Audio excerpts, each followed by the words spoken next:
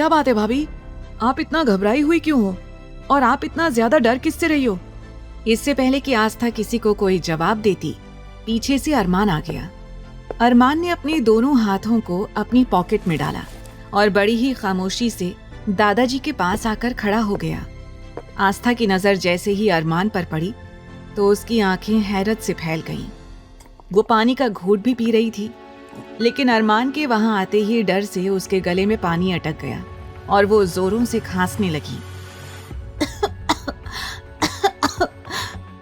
अरे भाभी आराम से, ये कहते हुए आकाश और सुमित आस्था के पास जाकर खड़े हो गए। आकाश आस्था का सिर सहलाने लगा और सुमित आस्था की पीठ रब करने लगा। जैसे ही अरमान ने आकाश और सुमित के हाथों को देखा तो उन दोनों को गुस्से से घूरने लगा। कुछ देर बाद आकाश और सुमित को अपने ऊपर किसी की नजरों की तपिश महसूस हुई। उन दोनों ने एक साथ ही अरमान की ओर देखा और तुरंत आस्था के सिर और उसकी पीठ पर से हाथ हटा दिया। फिर दोनों एक साइड जाकर खड़े हो गए।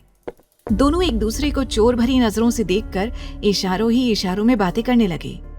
अब तक आस्था भी ठीक हो गई थी। तब ध्रुव ने पूछा, क्या हुआ है भाभी, आप ठीक तो है ना?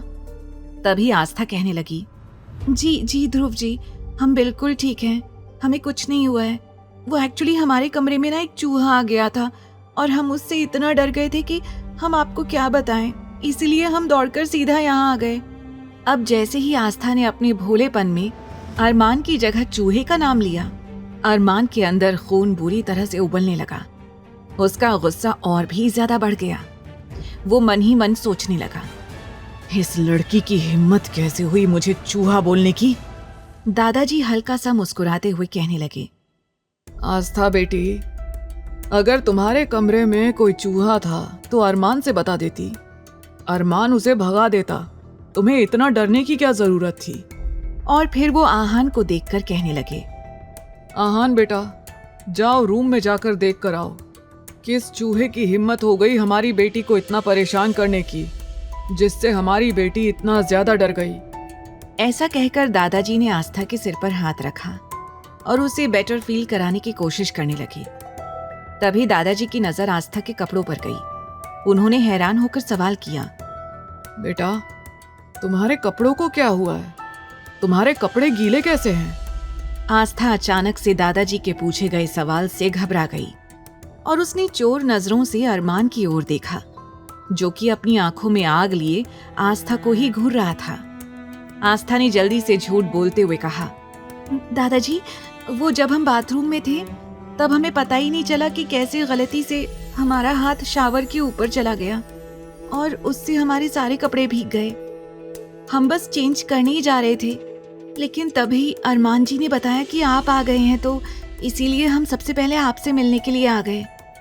आस्था ने बड़ी ही चालाकी से अपनी बात कही, जिसे देखकर अरमान मन ही मन बोला, कितनी सफाई से ये लड़की झूठ बोल देती है, मतलब पूरी तरह से जाली और धोखेबाज है ये लड़की। ये सोचते हुए अरमान को आस्था से और भी ज्यादा नफरत होने लगी। दादाजी हंसते हुए बोले, अच्छा चलो बच्चों, तुम जाओ और आराम करो, कल सुबह मुझे तुम सबसे जरूरी बात करनी है, तो इसीलिए तुम सब जाओ और आराम करो। दादाजी ने जैसे ही आस्था और अरमान को वहां से जाने के लिए कहा, आस्था परेशान हो गई, क्योंकि वो अरमान के साथ उसके कमरे में नहीं जाना चाहती थी।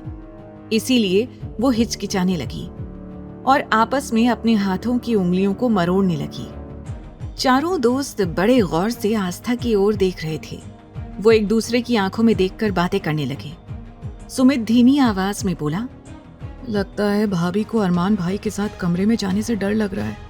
आकाश फुसफुसाते हुए बोला, भाई डर क्यों नहीं लगेगा, भाभी तो फिर भी आज ही आई हैं। हम तो कई सालों से अरमान भाई को देखते आए हैं, आज तक हमारी हिम्मत नहीं होती उनके कमरे में जाने की, तो फिर बेचारी मासूम सी इनोसेंट सी भाभी को भला इनसे डर तो लगेगा ही। आहान मायूस होकर बोला, यार मुझे तो भाभी को देखकर सच में बहुत तरस आ रहा है, कितनी प्यारी सी हैं ये, मैं नहीं चाहता कि अरमान भाई इन्हें कोई भी दुख दें। ध्रुव उसे समझाते हुए बोला, तेरे मन की बात तू अपने मन में ही रख, क्योंकि अभी तक सिर्फ दादाजी की वजह से अरमान ने किसी को कुछ नहीं कहा है। वरना अब तक तो वो गोली चला ही देता। चारों एकदम से खड़े होकर आपस में बातें कर रहे थे। अब आस्था के पास वहां से जाने के अलावा कोई और रास्ता नहीं था। आगे की कहानी जानने के लिए देखें अगला एपिसोड सिर्फ पॉकेट एफएम के YouTube चैनल पर, और तेरे इश्क में के सारे एपिसोड्स को सुनने के लिए डिस्क्रिप्शन में दी लिंक से डाउनलोड करें पॉकेट एफएम ऐप।